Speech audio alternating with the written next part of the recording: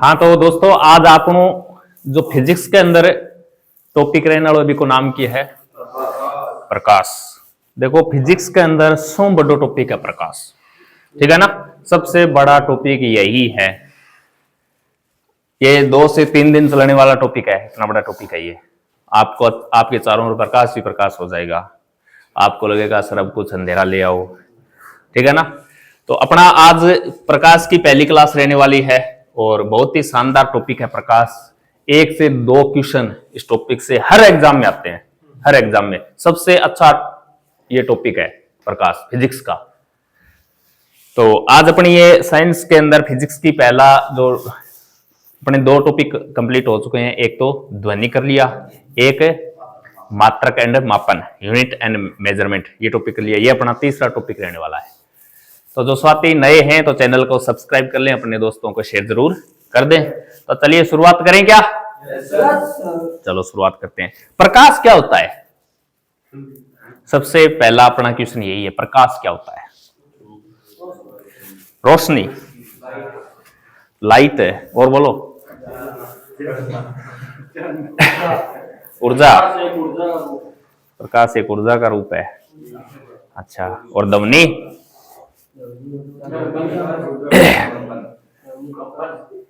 अपने को जो भी दिखाई दे रहा है, जो भी अपने चारों ओर जो भी चीजें दिखाई दे रही हैं, किसकी वजह से दिखाई दे रही है? प्रकाश की वजह से। अगर प्रकाश न हो तो अंधेरा। इसका मतलब आंखों से दिखाई देता है क्या?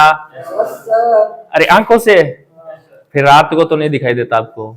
अरे अंधेरे में तो नहीं दिखाई देता, क्या दिखता है? अकेली आंखों से कुछ नहीं होता। आंखों के साथ क्या होना चाहिए? प्रकाश होना चाहिए, तभी वस्तुएं दिखाई देंगी, ठीक है ना। अकेला प्रकाश किस काम का और अकेली आंखें किस काम की? दोनों के मिलने से ही क्या होती है? जीवन प्रकाश में होता है। तो प्रकाश सूर्य से आने वाली किरण, अरे किरण, प्रकाश की भी किरण होती है, यानी किरण किसी और की, प्रकाश की किरण, और वो किरण कहीं टकराकर उसी माध्यम में वापस परावर्तित होकर अपनी आंखों तक आती है ना, तब वो वस्तु अपने को दिखाई देती है। बस यही घटना होता है। तो प्रकाश के अंदर हम अपन बहुत सारे बिंदु पढ़ने वाले हैं। परावर्तन क्या होता है, अपवर्तन क्या होता है, दर्पण क्या होते हैं, लेंस क्या होता है, इंद्रधनुष वगैरह सब पढ़ने वाले हैं। सबसे बड़ा टॉपिक यही है। शुरुआत करें क्या? तो चलो शुरुआत करते हैं। कौन कौन से बिंदु पढ़ने वाले हैं ये देखो। प्रकाश के अंदर अपन सबसे पहले परावर्तन को पढ़ने वाले हैं। रिफ्लेक्शन क्या चीज होता है?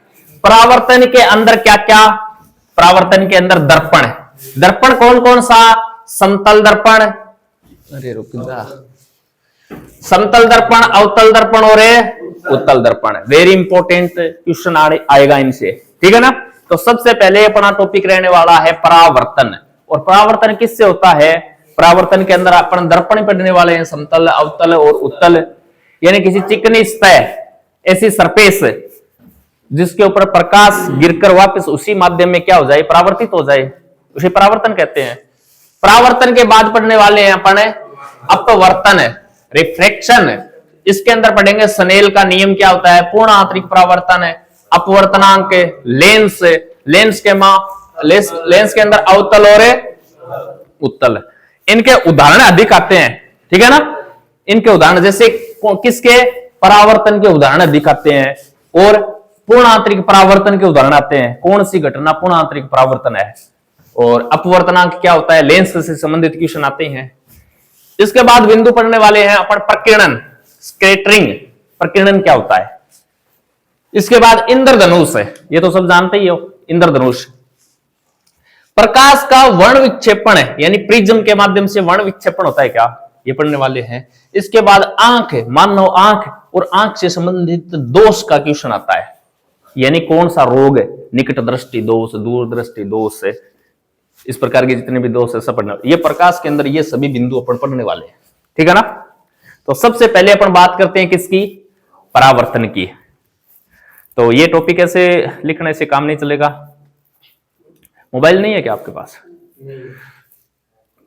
तो ये इसके अंदर अपलोड कर दूंगा मैं, ठीक है ना, बोर्ड के अंदर ही। वहां से लिख लेना आपको जब भी टाइम मिले, ठीक है ना। तो चलो सबसे पहले अपन बात करते हैं परावर्तन क्या होता है, रिफ्लेक्शन क्या होता है।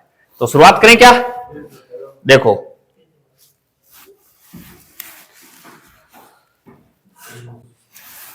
परावर्तन रिफ्लेक्शन। परावर्तन के अंदर देखो आपतित किरण, अभिलंब और परावर्तित किरण है, और एक होता है परावर्तक सतह। इसके ऊपर पूरी घटना घटित होती है। किस प्रकार घटना घटित होती है, देखो अभी बताता हूं मैं। अपन बात करने वाले हैं परावर्तन की, ठीक है ना। परावर्तन, परावर्तन क्या चीज होती है, दर्पण नहीं होता, ठीक है ना।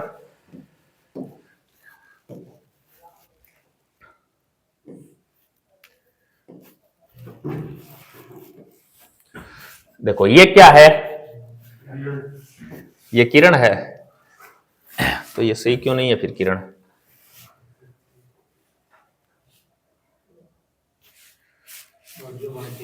चलो जो भी है ठीक है, ठीक है।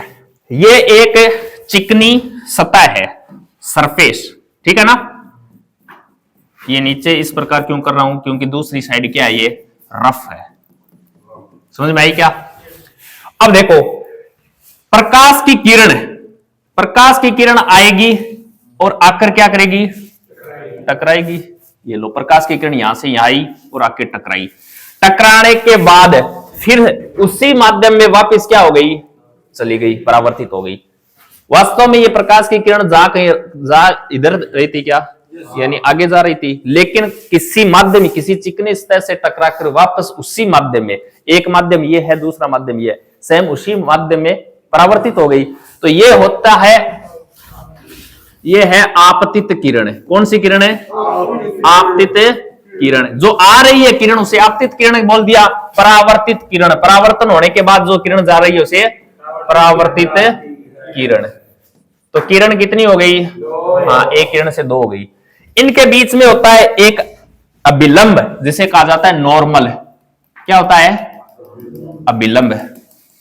अब देखो इस अभिलंब, क्वेश्चन आता है आपतित किरण, अभिलंब और परावर्तित किरण एक ही माध्यम में होते हैं क्या, एक ही माध्यम में होते हैं, ठीक है ना। आपतित किरण और अभिलंब के बीच बनने वाला कोण होता है आई। आपतित किरण और अभिलंब के बीच बनने वाला कोण कौन सा होता है, आई। अभिलंब और परावर्तित किरण के बीच बनने वाला कोण क्या होता है, आर होता है। तो हमेशा ध्यान रखना, आपतित किरण जो कोण बनाती है ना, उसको बोलते हैं आपतन कोण। कौन सा कोण है, आपतन कोण। और ये कौन सा कोण हो गया, परावर्तन कोण। यही परावर्तन है। इसके अंदर कोण आई इक्वल टू होता है कोण आर के, बस ये इंपॉर्टेंट है। तो परावर्तन समझ में आया क्या। किसी कोई प्रकाश की किरण एक माध्यम में किसी सरफेस पर टकराकर उसी माध्यम में वापस परावर्तित हो जाती है, तो उसे परावर्तन कहते हैं। आपतित किरण और परावर्तित किरण अभिलंब के द्वारा बनाया गया कोण आपतन कोण और परावर्तन कोण आई और आर दोनों क्या होते हैं, बराबर होते हैं। इसके ऊपर न्यूमेरिकल भी बनता है, छोटा सा एक न्यूमेरिकल आता है। किस प्रकार है न्यूमेरिकल, इस प्रकार आता है, एक आप किसी प्रकाश किरण का आपतन कोण 60 डिग्री है। कितना डिग्री है, 60 डिग्री है। तो क्वेश्चन पूछता है परावर्तन कोण बताओ कितना डिग्री का होगा, 30 डिग्री का। अरे दिमाग खराब हो गया थारा। कोण आई बराबर कोण आर नजर नहीं आ रहा है क्या, तो ये 60 है तो ये भी कितना होगा, 60 होगा। ये 45 होगा तो ये भी कितना होगा, 45 ही होगा, ठीक है ना। क्योंकि कोण आई बराबर कोण क्या है, आर। बस इतना ध्यान रखना है। तो आई का मान दे तो उतना।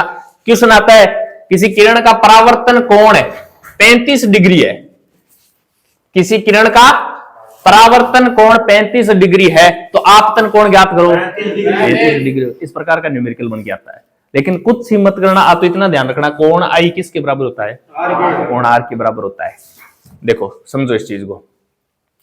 आपतित किरण, अभिलंब यानी नॉर्मल जो बीच में डॉट डॉट से बनाया था, परावर्तित किरण और परावर्तक सतह, इतनी चीज थी क्या। एक तो था आपतन कोण कोण आई, एक है परावर्तन कोण आर। मतलब दोनों इक्वल है क्या, बस इतना ध्यान रखना। इसके ऊपर ही न्यूमेरिकल बन के आता है। आपतन कोण 45 डिग्री है तो परावर्तन कोण कितना होगा। एक और क्या होता है देखो, ये सतह और हम अभिलंब के बीच कितना डिग्री का कोण है? 90 डिग्री का कोण है। अभिलंब और सतह के बीच में 90 डिग्री का कोण है। ये कोण यहां से यहां तक मैंने बोल दिया 60 डिग्री का कोण, 45 डिग्री का कोण है ये लो। तो बोलो ये कितना रह गया? 45 का रहेगा। क्वेश्चन आएगा आपतित किरण और आपतित किरण और जो सरफेस सतह है उसके बीच का कोण 45 डिग्री है। उसके बीच का कोण है 45 डिग्री, नहीं मैं बोल देता हूं यहां लो 30 डिग्री है। कितना डिग्री है? 30 डिग्री है। आपतित किरण और सतह के बीच का कोण 30 डिग्री है। क्वेश्चन बोलेगा परावर्तन कोण ज्ञात करो। कैसे ज्ञात करेंगे? परावर्तन कोण ज्ञात करो। एक बात बताओ, ये 30 डिग्री है क्या? ये पूरा 90 होता है क्या? इसका मतलब 90 में से 30 ये हो गया, तो ये कितना है? ये 60 है। अरे समझ में आया क्या? ये 60 है तो ये भी कितना है? 60 ही है। तो थोड़ा सा दिमाग लगाना है अपने को, ठीक है ना? ये यहां से यहां पूरा 90 है, इन दोनों में से एक दे तो दूसरा अपने आप निकल जाएगा। और जितना ये होगा उतना ये होगा क्या? और जितना ये है उतना ही ये होगा। फिर तो ध्यान रखना है ओनली ये कोण आई बराबर क्या होता है? कोण आर होता है। अरे याद रह जाएगा क्या? इसके अलावा ये देखो, ये इसका डायग्राम है, परावर्तन का ये डायग्राम है। ये एक चिकनी सतह, ये आपतित किरण है, ये नॉर्मल है, अभिलंब है, ये परावर्तित किरण है। कोण आई किसके बराबर है? आर के बराबर है। बस इतना ध्यान रखना, ये परावर्तन है और कुछ नहीं है।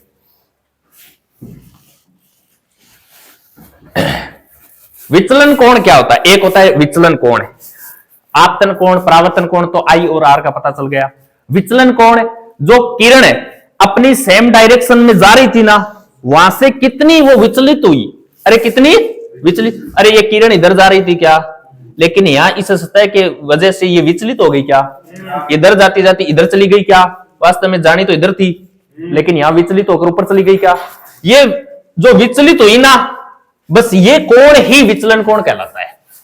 यानी कितने डिग्री विचलित हुई है। चित्र में दिखाया गया कि यदि प्रकाश की किरण सीधे निकल जाती तो परावर्तित किरण और उस सीधे मार्ग के बीच का कोण विचलन कोण कहलाता है। ये सीधे निकल जाती लेकिन फिर परावर्तित हो गई, इन दोनों के बीच का कोण ही क्या है? विचलन कोण है। कभी क्वेश्चन बन के आता है इसका विचलन कोण ज्ञात करो। आपतन कोण 45 डिग्री है तो विचलन कोण ज्ञात करो। तो विचलन कोण का मान होता है, ये विचलन कोण का सूत्र होता है, डेल से दर्शाया जाता है 180 माइनस का 2i। आई मतलब है ये, अरे ये कोण आपतन कोण, इसका मान दे दिया 60 डिग्री और बोलेगा विचलन कोण ज्ञात करो। क्या दिक्कत है? 180 माइनस 2 गुणा आई का मान कितना दे रखा है? 60। तो 180 माइनस कितना हो गया? 120। बोलो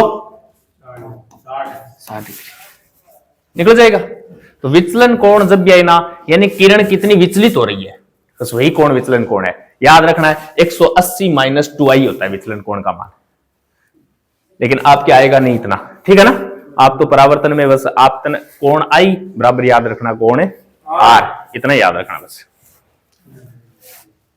परावर्तन के प्रकार एक तो होता है नियमित परावर्तन और एक होता है विस्तृत परावर्तन। अब नियमित परावर्तन क्या होता है, विस्तृत परावर्तन क्या चीज होती है? देखो ये एक सतह और ये दूसरी सतह। ये सतह तो है चिकनी, कैसी है? चिकनी। और ये क्या है? खुरदरी। कैसी है? खुरदरी। ये रहे ऊपर आएगा। खुरदरी को इस प्रकार बना दूं क्या? देख खुरदरी इस प्रकार मत करो, थोड़ा सा ये इस प्रकार की है, ठीक है ना? खुरदरी या उबड़ खाबड़ बोल दो। अब देखो प्रकाश की किरण यहां से आएगी, इधर चली जाएगी, यहां से आएगी, इधर चली जाएगी, यहां से आएगी, इधर चली जाएगी। अरे चिकनी सतह है, इसका मतलब है डायरेक्शन सेम है क्या? सेम है। लेकिन ये कैसी सतह है? ये उबड़ खाबड़ है। उबड़ खाबड़ का मतलब है कौन सी है? ये विसरित परावर्तन कहा जाता है इसको। डिफ्यूज रिफ्लेक्शन है, यह एक खुरदरी सतह पर होता है। खुरदरी सतह का मतलब है उबड़ खाबड़ सतह बोल दो, कैसी बोल दो। अब देखो प्रकाश की किरण यहां से आएगी, देखो यहां से आएगी और ये इधर चली जाएगी। प्रकाश की किरण यहां आएगी, इधर चली जाएगी। प्रकाश की किरण यहां आएगी, इधर चली जाएगी।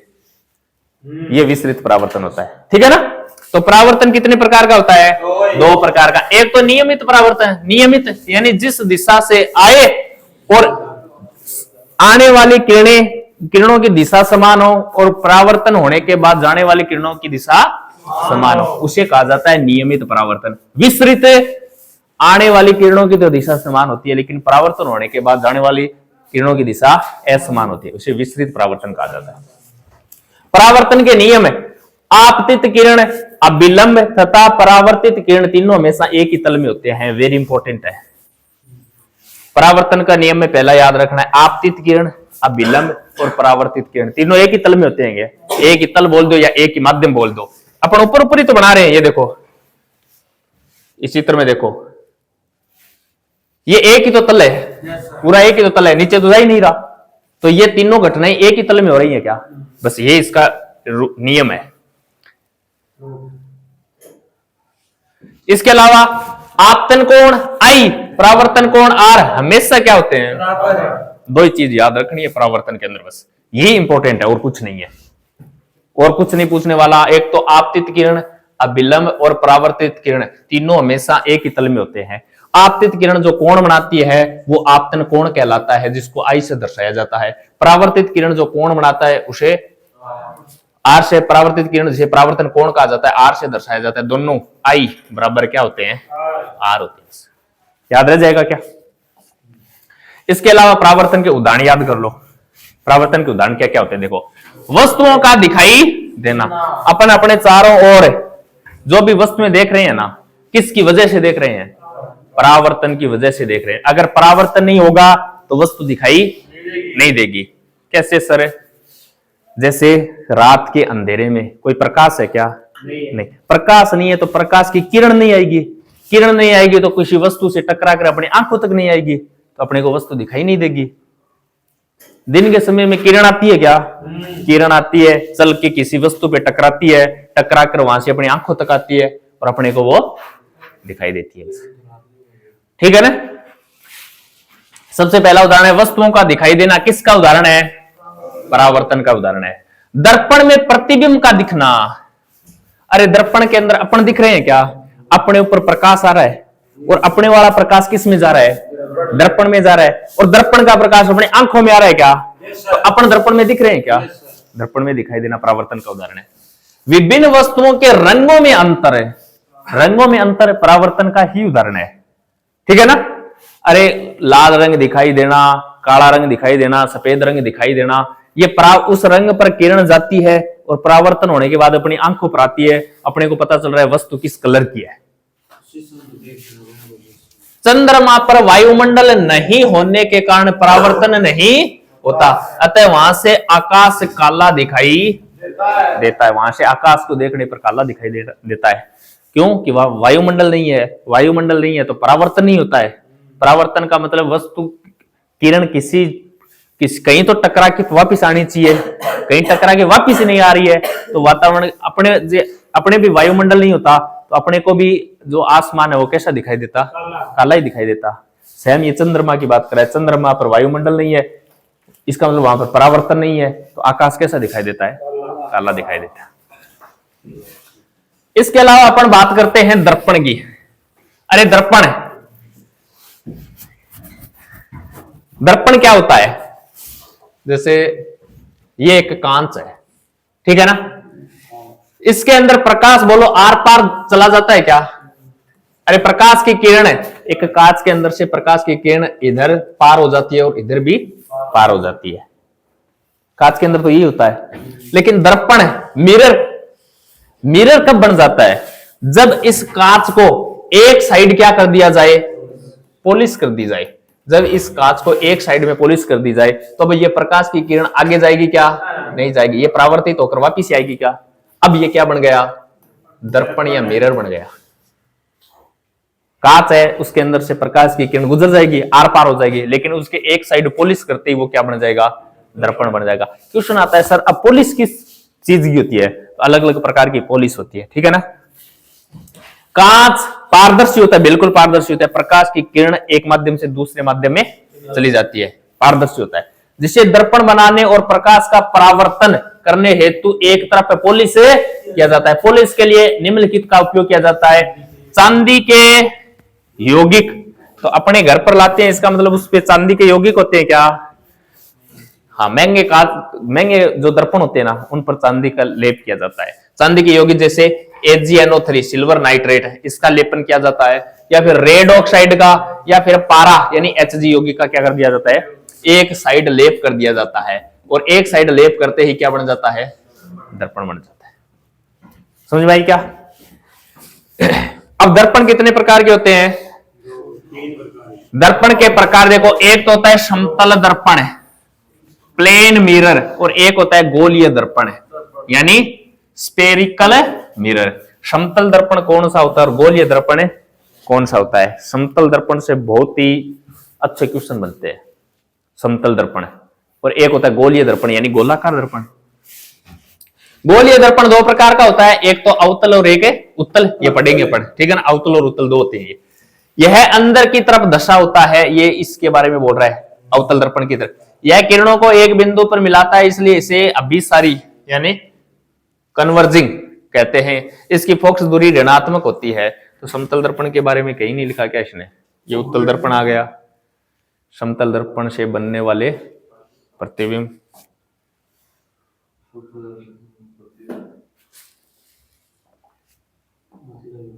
देखो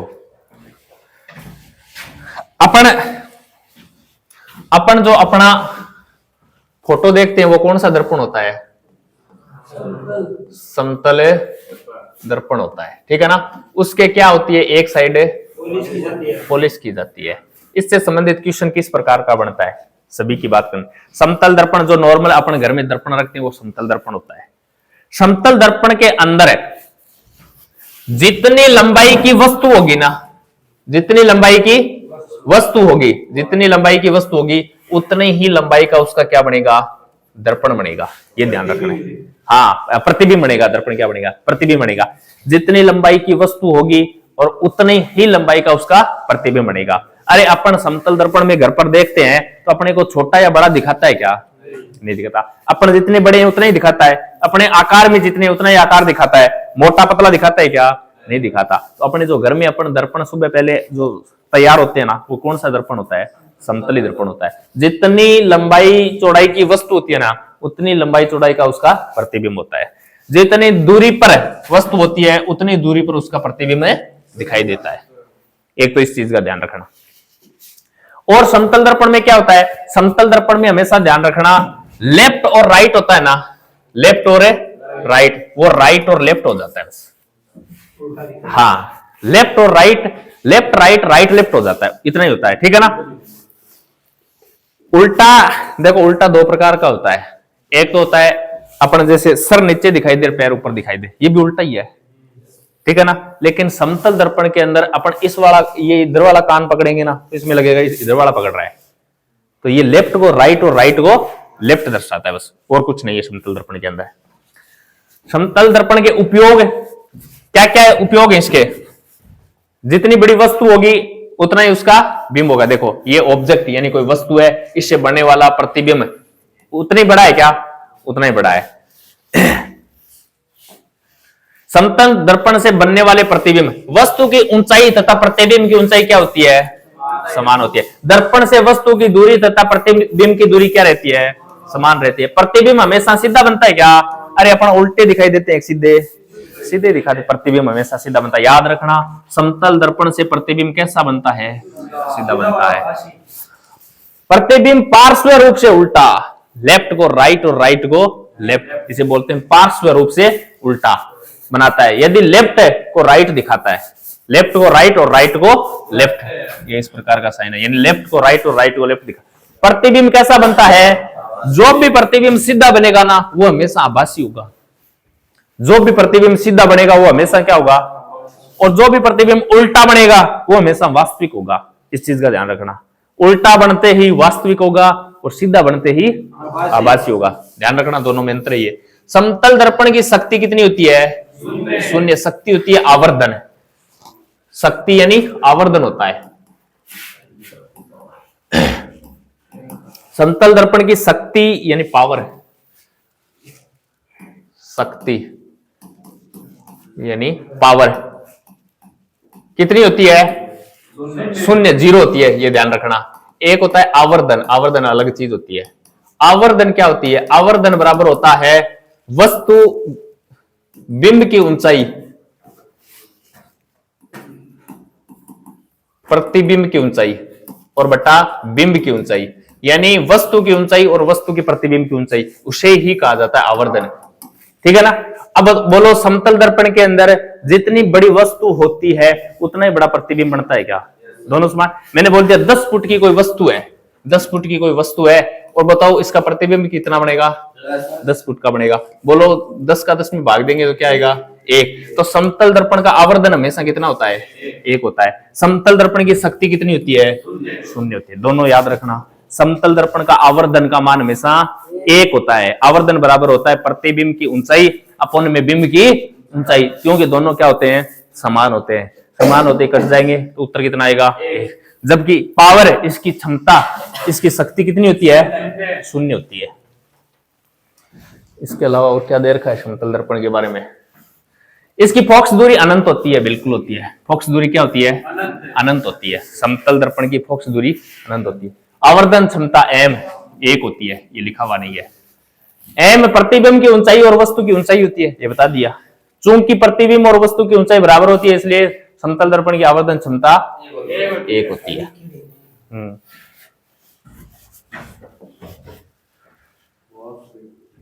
वास्तविक प्रतिबिंब यह हमेशा उल्टा बनता है और दर्पण के सामने बनता है। आभासी प्रतिबिंब हमेशा सीधा बनता है और दर्पण के पीछे बनता है। अवतल दर्पण,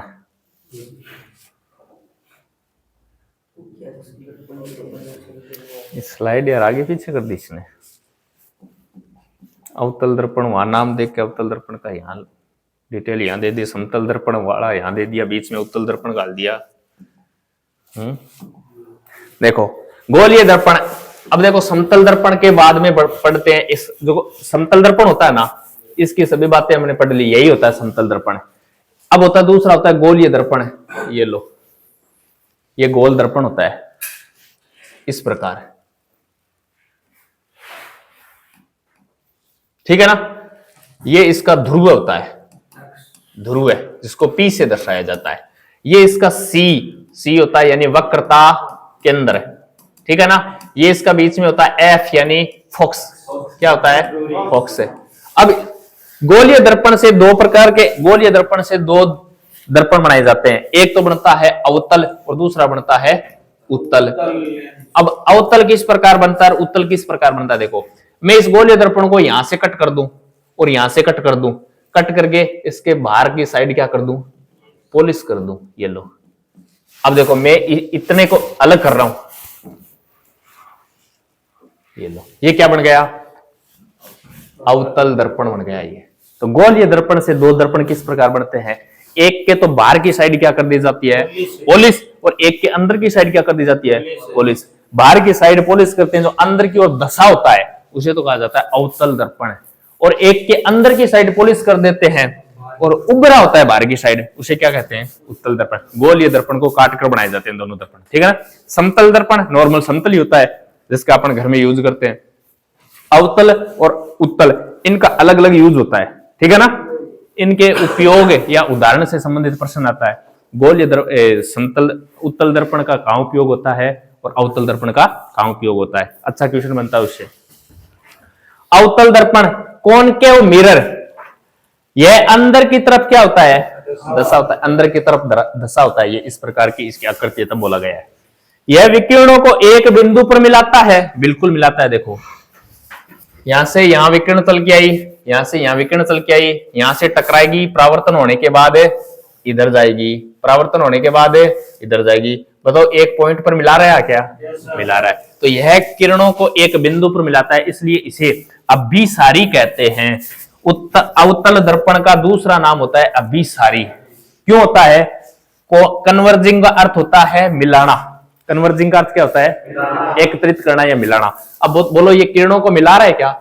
यहाँ ये किरण आई, ये किरण आई, अरे बोलो मिला रहा है क्या? कन्वर्जिंग से इस कन्वर्जिंग का हिंदी रूप होता है अभिसारी। इसलिए अवतल दर्पण का दूसरा नाम क्या है? अभिसारी। कन्वर्जिंग से ही बना है कॉनकेव।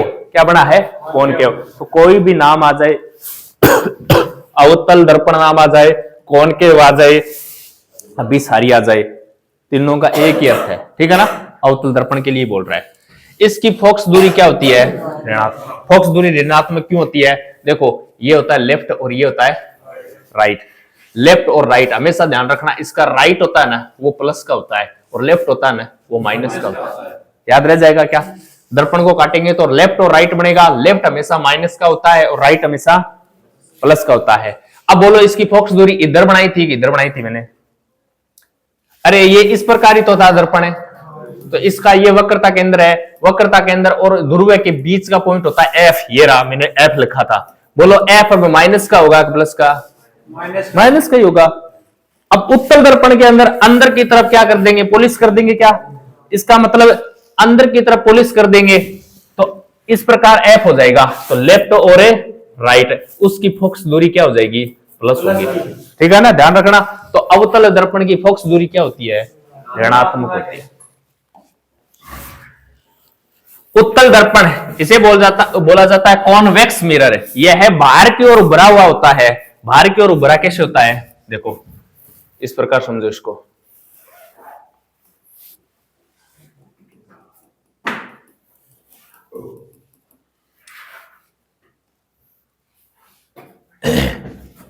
ये सी है, ये पी है, ये एफ है। इधर माइनस होता है और इधर क्या होता है? प्लस होता है। बताओ अंदर की साइड क्या की है? पॉलिश। उसमें बाहर की साइड की थी। ये उत्तल दर्पण है। इसकी फोकस दूरी किसकी होगी? बोलो, प्लस की होगी। अवतल की फोकस दूरी ऋणात्मक होती है। ये बाहर की तरफ उभरा होता है। बोलो, बाहर की तरफ उभरा है क्या? बिल्कुल उभरा है। ये किरणों को फैलाता है। किरणों को कैसे फैलाता है? देखो, ये प्रकाश की किरण आई, यहां पर टकराई, इधर से मत ले आना। अब अरे इधर तो पॉलिश की भी है, ये इधर से किरण आएगी। किरण ऐसे ही आएगी क्या? ये किरण इधर चली जाएगी, यहां से टकरा कर। ये यहां से देखो शेप में इधर है तो किरण ऊपर जाएगी और ये वाली किरण इधर से। बताओ किरणों को फैला रहा है या मिला रहा है? अब इसका प्रतिबिंब कैसे बनता है? इसका आभासी प्रतिबिंब इस प्रकार बनता है। यहाँ पीछे डॉट डॉट डॉट करके अपने को क्या करना पड़ता है? पॉइंट पर मिलाना पड़ता है। तो ये किरणों को फैलाता है, इसलिए इसे अपसारी डाइवर्जिंग कहते हैं, ठीक है ना। तो उत्तल दर्पण को अपसारी दर्पण कहते हैं। क्यों? कि ये किरणों को क्या करता है? फैलाता है। इसकी फोकस दूरी धनात्मक क्यों होती है? मैंने बता दिया, माइनस और प्लस इस प्रकार करना आपको। समतल दर्पण से बनने वाले प्रतिबिंब, समतल दर्पण तो पढ़ लिया। समतल दर्पण प्रतिबिंब के सामान्य नियम। वास्तविक प्रतिबिंब, जब भी वास्तविक नाम आए ना, वास्तविक तो हमेशा क्या बनेगा? उल्टा बनेगा और दर्पण के सामने बनेगा। और आभासी जब भी नाम आ जाए ना तो प्रतिबिंब कैसा बनेगा? सीधा बनेगा और दर्पण के पीछे बनेगा। ये याद रखना। वास्तविक नाम आते ही उल्टा, वास्तविक उल्टा होगा और आभासी सीधा होगा। एक क्वेश्चन पूछ रहा हूं मैं, बताओ समतल दर्पण के अंदर कौन सा प्रतिबिंब बनता है? वास्तविक उल्टा या आभासी सीधा? समतल दर्पण, अरे रोज अपन सुबह पहले मुंह देखते हैं ना, वो समतल दर्पण ही तो होता है। तो उसके अंदर अपन उल्टे दिखाई देते हैं, सीधे सीधे दिखाई देते हैं। अपना सिर ऊपर है तो ऊपर ही दिखाई देता है। तो उसके अंदर आभासी और सीधा प्रतिबिंब बनता है। बताओ दर्पण के पीछे बनता है क्या? दर्पण के पीछे बनता है, ठीक है ना। इस प्रकार का क्वेश्चन आएगा। यह है अवतल दर्पण। अवतल दर्पण, इसका मतलब है यहां क्या है? पॉलिश, यहां पॉलिश की हुई है। अब देखो, इससे संबंधित बनने वाले प्रतिबिंब, जब भी कोई वस्तु अनंत पर हो, ये अनंत है यहां पर, ठीक है ना। ये वक्रता केंद्र है, ये इस प्रकार का बना हुआ है। देखो गोल काट के अपने अवतल दर्पण बना लिया, ये अनंत है। अनंत पर जब भी कोई वस्तु होती है ना, अनंत पर, और उसका प्रतिबिंब बनता है, वो बनता है फोकस, और ये ध्रुव है इसके बीच में बनेगा, ठीक है ना। उल्टा बनेगा, उल्टा बनेगा, इसका मतलब है वास्तविक बनेगा। अनंत और सी के बीच में, अनंत और सी के बीच में लाएंगे तो इसका वो जो प्रतिबिंब बनेगा वो एफ पर बनेगा। सी के ऊपर लाएंगे, वक्रता केंद्र पर लाएंगे तो इसका प्रतिबिंब वक्रता केंद्र पर ही बनेगा। जिस प्रकार आगे आगे चलते जाएंगे ना, इसका प्रतिबिंब, इसकी आकृति बढ़ती जाएगी, प्रतिबिंब की आकार बढ़ता जाएगा। जब भी वस्तु को एफ और इस ध्रुव के बीच में रख देंगे ना, एफ और ध्रुव इधर कहीं रख लो कोई दिक्कत नहीं है, लेकिन उल्टा और वास्तविक ही बनेगा। लेकिन जब बिंब को यानी वस्तु को एफ और पी के बीच में रख लेंगे, एफ और ध्रुव के बीच में रखते ही इसका प्रतिबिंब बड़ा बनेगा, आभासी बनेगा और सीधा बनेगा, दर्पण के पीछे बनेगा, इस प्रकार यहां बनेगा। कब? जब वस्तु को एफ और पी यानी ध्रुव, एफ और ध्रुव के बीच में वस्तु को रखते ही इसका प्रतिबिंब कैसा बनेगा? बड़ा बनेगा, आभासी बनेगा और सीधा बनेगा। हाँ, बाकी सभी में वस्तु को कहीं रख लो, अनंत से लेकर एफ तक प्रतिबिंब हमेशा उल्टा बनेगा। क्या बनेगा? उल्टा बनेगा। और उल्टा बनते ही क्या बनता है? वास्तविक बनेगा। कभी तो वस्तु से छोटा बनेगा, कभी वस्तु के बराबर बनेगा, ठीक है ना, इस प्रकार बनेगा। लेकिन यह ध्यान रखना है, उल्टा और वास्तविक, बड़ा और आभासी और सीधा।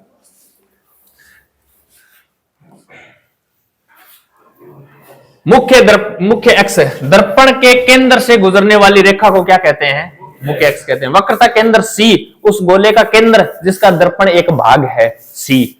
ध्रुव दर्पण का मध्य बिंदु, अपना दर्पण था ना, मध्य बिंदु पी बोल रहा था मैं, वो क्या है? ध्रुव। फोकस दूरी एफ, वक्रता त्रिज्या आर में संबंध, ये ध्यान रखना थोड़ा। एफ बराबर होता है आर अपॉन में 2 या फिर आर बराबर है 2f। ये कैसे होता है? ये ऐसे होता है। ये दर्पण है क्या?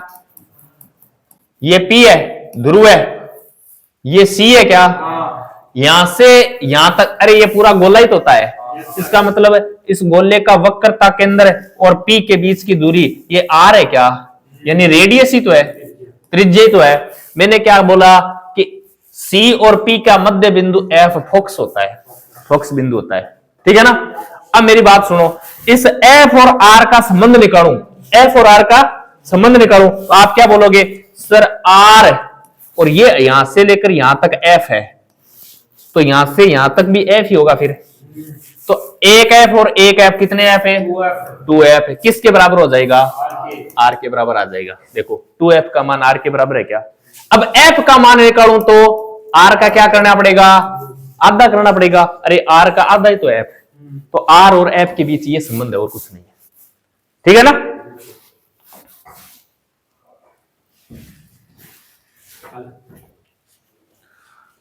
हाँ, उत्तल दर्पण है। देखो ये उत्तल दर्पण है क्या? अंदर की तरफ क्या कर दी? पॉलिश कर दी। अब यहां वस्तु को रखेंगे ना, तो बताओ किरणों को फैला रहा है क्या? और किरण देखो पीछे डॉट डॉट करके अपन क्या कर रहे हैं? इसका प्रतिबिंब बना रहे हैं। देखो सीधा है क्या? अरे प्रतिबिंब सीधा है क्या? अवतल दर्पण के अंदर प्रतिबिंब उल्टा बन रहा था, नीचे बन रहा था। इसके अंदर देखो प्रतिबिंब सीधा बन रहा है क्या? सीधा बना रहा है। इसका मतलब कौन सा है? ये वास्तविक नहीं है, आभासी है। हाँ, आभासी। सीधा बनते ही आभासी, उल्टा बनते ही क्या होगा? वास्तविक होगा। याद रह जाएगा क्या? अवतल दर्पण से प्रतिबिंब बढ़ने का जो क्वेश्चन आता है ना, वो किस प्रकार का आता है? देखो उत्तल वाला दे दिया गया पहले, ये क्या दिया गया? उत्तल दर्पण है। उत्तल दर्पण में बनने वाले प्रतिबिंबों की तालिका देखो। अगर वस्तु कहां रखी हो? अनंत पर रखी हो, तो प्रतिबिंब कहां बनेगा? फोकस पर बनेगा, एफ पर बनेगा। सीधा बनेगा, छोटा बनेगा, आभासी बनेगा और बिंदुवत यानी एकदम छोटा सा बनेगा, बिंदु के आकार का बनेगा। अगर अनंत के अलावा कहीं भी हो वस्तु, अनंत पर हो तो फोकस पर बनेगा। अब बोल रहा है अनंत के अलावा वस्तु को कहीं रख दो, यानी सी पर रख दो, अनंत और सी के बीच में रख दो, सी और एफ के बीच में रख दो, एफ और पी के बीच में रख दो, कहीं रख दो। अनंत के अलावा वस्तु को कहीं रख दो, पी और एफ के मध्य ही बनेगा प्रतिबिंब, पी और एफ के मध्य ही बनेगा। सीधा बनेगा, छोटा बनेगा, आभासी बनेगा और छोटा बनेगा। यही बात है, ठीक है ना। इसके अंदर ओनली ये बिंदुवत बनता है। और फोकस पर कब बनेगा? जब वस्तु को कहां रखेंगे? अनंत पर रखेंगे। आवर्धन क्षमता, उत्तल दर्पण के लिए आवर्धन क्षमता 1 से कम होती है। 1 से कम कैसी होती है? आवर्धन क्षमता क्या होती है? प्रतिबिंब की ऊंचाई अकोण में बिंब यानी वस्तु, वस्तु की ऊंचाई। अरे बोलो वस्तु की ऊंचाई से हमेशा छोटा प्रतिबिंब बनता है क्या? छोटा प्रतिबिंब बनता है क्या? तो अगर वस्तु 10 की है तो प्रतिबिंब तो 8 का ही बनेगा, वस्तु 10 की है तो प्रतिबिंब 5 का ही बनेगा। बोलो इसका भाग देंगे तो पॉइंट में भाग जाएगा क्या? आवर्धन क्षमता 1 से छोटी आएगी क्या? तभी बोल रहा है कि आवर्धन क्षमता, उत्तल दर्पण की आवर्धन क्षमता 1 से कम होती है, जबकि अवतल के अंदर बड़ी आती है। क्यों? कि प्रतिबिंब क्या बनता है, कम भी आती है और ज्यादा। अवतल के अंदर दोनों कंडीशन, प्रतिबिंब छोटा भी बनता है और प्रतिबिंब में बड़ा भी बनता है, दोनों कंडीशन बनती है। अब ये वेरी इंपॉर्टेंट है, यहां से प्रश्न एकदम आता ही आता है। देखो अवतल दर्पण के प्रयोग और उत्तल दर्पण के उपयोग बोल दो, प्रयोग बोल दो, एक ही बात है। अवतल दर्पण का उपयोग कहां होता है और उत्तल दर्पण का उपयोग कहां होता है? दाढ़ी बनाने में, अरे शेविंग करने में कौन सा दर्पण यूज किया जाता है? अवतल। तभी तो उसके अंदर अपना जो चेहरा है ना वो थोड़ा बड़ा और साफ दिखाई देता है, साफ दिखाई देता। क्यों? उसमें कौन सा दर्पण होता है? दंत चिकित्सा में, दंत चिकित्सा में कैसे? अरे दांत के डॉक्टर होते हैं ना, वो एक जो मिरर रखते हैं ना, वो कौन सा मिरर रखते हैं? अवतल दर्पण रखते हैं।